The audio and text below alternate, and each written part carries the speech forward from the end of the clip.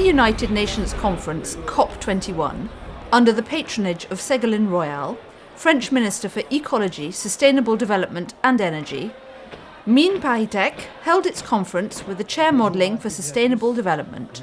Nadia Maizi, Director of the Centre for Applied Mathematics, invited along Romain SOUBEYRAN, Philippe MONLOUBOU, Bernard SALHA, Luc REMONT, Pierre ASTRUC.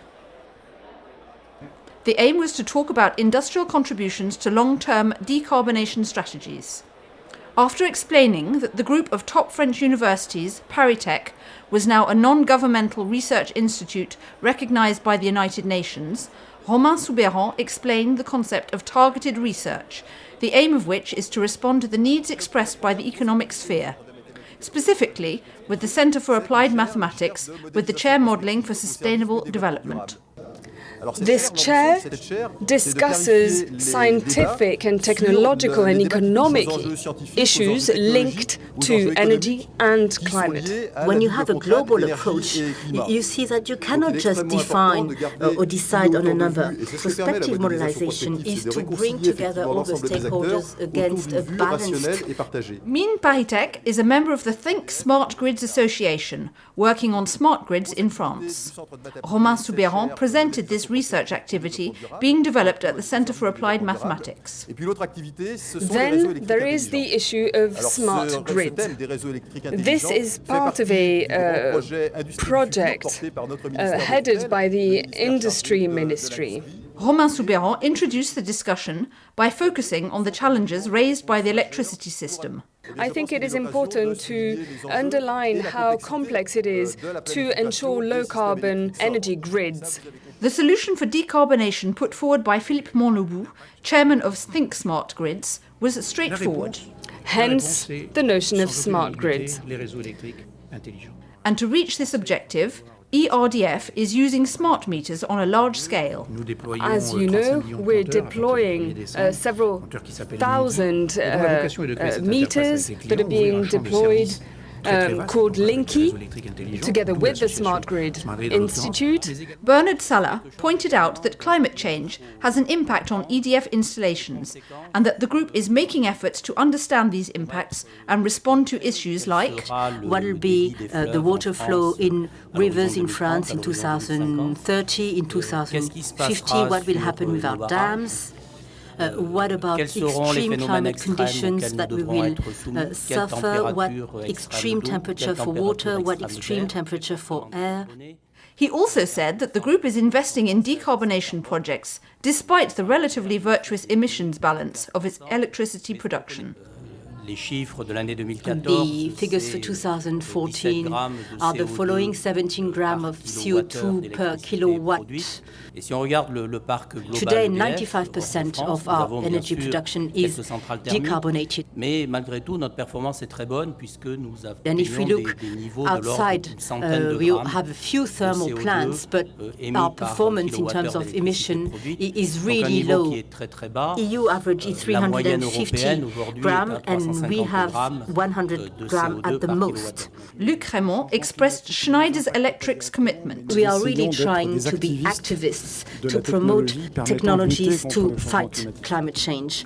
And his belief in decarbonation through energy efficiency and digital solutions. Most buildings are either heated up or with air conditioning, so really the potential of reduction of greenhouse gas effect emissions if we simply improve energy. The place of digitalization is making energy efficiency a reality. We're not talking about huge investments to improve the energy efficiency of buildings. We simply need to add a number of sensors and a number of measuring. Luc REMONT talked about the challenges of introducing large-scale intermittent renewable resources. The intermittent criteria between generation and then consumption, you don't necessarily generate when you produce, and in order to manage that, you need data management models, and this is why we're very happy to work with the MPDD chair, and it is improving these innovations that we will see the emergence of a truly decarbonated energy production. Pierre ASTRUC underlined how narrow the energy transition debate can be when it focuses on pro- and anti-nuclear opposition or air quality in terms of fine particles. And there's a true difficulty to have a far-reaching debate. My personal belief is that if we are to succeed in designing a low-carbon world, we need to find a new mix of solutions depending on the uses. There's no single-shop solution. There's a true interest in combining electricity and gas, for example. He spoke of how gas could be one of the solutions to this energy combination in the transition towards a low-carbon world. And I'd like to remind you of a few basic things about gas. Today, natural gas is the lowest CO2 emission culprit among fossil fuels. It's twice less than coal, 30 to 30% less than oil. So it's very interesting. It doesn't generate dust. It generates just about no NOx. So there are significant advantages with gas for the quality of air, for example. Gas is also a very flexible source of energy. In French, gas consumption is similar to electricity consumption. But in peak hours, the gas peak is 1.5 times the electricity peak, because gas is much more flexible and there are storage solutions. Pierre ASTRUC set out the new technological solutions that make gas a renewable energy.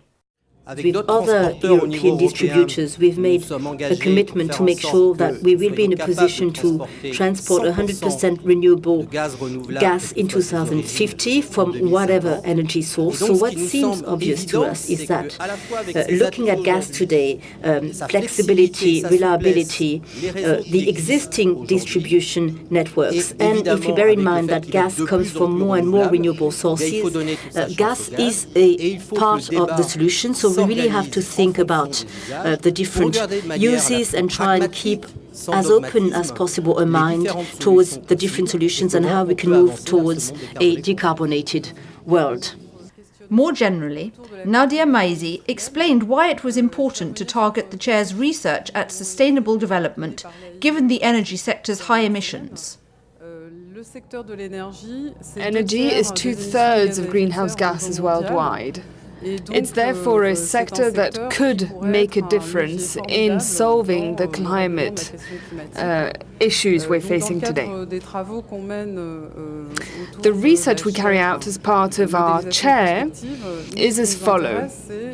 How could energy systems lead us to decrease greenhouse gases? That is what we work on.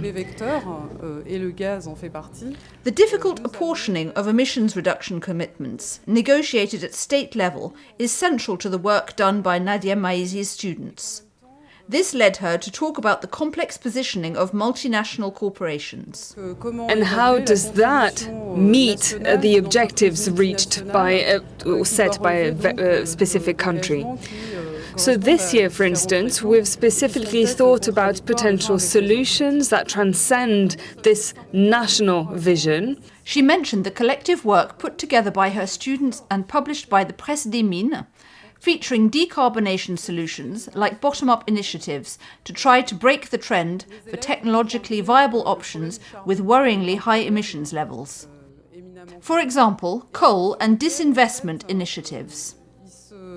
What can be noticed today is that a number of initiatives have been put in place to have a look at how investments encourage the production of dirty coal. In Norway, for instance, in June, a law was voted to ensure that pension funds could no longer invest in coal plants. Another idea of our students was to find ways of encouraging the emergence of technological solutions that we know today. Take steel, for instance. Steel is something that can be recycled at 100%. The only problem is that you need scrap metal. And the problem is, at this stage, we don't have sufficient resources in order to actually use this technique as much as we'd like. So we could think about creating green labels in order to encourage these sorts of solutions. Bernard Salha said that the solutions put forward by the students at the École des Mines de Paris were pertinent. Finding scrap to transform it, yes, that could be done through electrical technologies, because steel can be entirely recycled. So again, there could be premiums, encouraging measures, but what's interesting is that we've got ideas here that add content to the debate. But the incentive advocated by Bernard Salha is a price signal linked to greenhouse gas emissions. We personally believe that in order for the industry to be encouraged to lower its CO2 emissions, we need to put a pricing on CO2 emissions. Today is very low and has therefore no deterring effect whatsoever. If we decide on a €30 penalty, then the switch could become interesting. He was seconded by Pierre, ASTRUC and REMONT, who argued for a regional price. Now, under €10, obviously, it's not really worth anything. Nothing happens. So the price has to go up. At least is saying we need a carbon price, and it needs to be homogeneous at European level. Lastly, going back to the idea suggested by the mean analysis that if decarbonation is to become a reality, initiatives need to match sectorial responses. Philippe MONLOUBOU expressed his firm belief in the role of business. But I'm intimately convinced that big climate challenges are not going to be solved just by that. Today we have business models that are attractive and that become positive when you talk about green business, or you can call it whatever you like. REMONT agreed with him in his final message. I'm sure that the initiative will come from civil society. If you look at the past year and the number of multinationals that have committed to becoming carbon-free within 10 years, what I can tell you, because these are our customers, these are not just words, because these carbon-free policies are being implemented right now. This will have an impact, and this is going to radically change the energy world. If you would like to know more, you can find the full conference on the website modelization-prospective.org.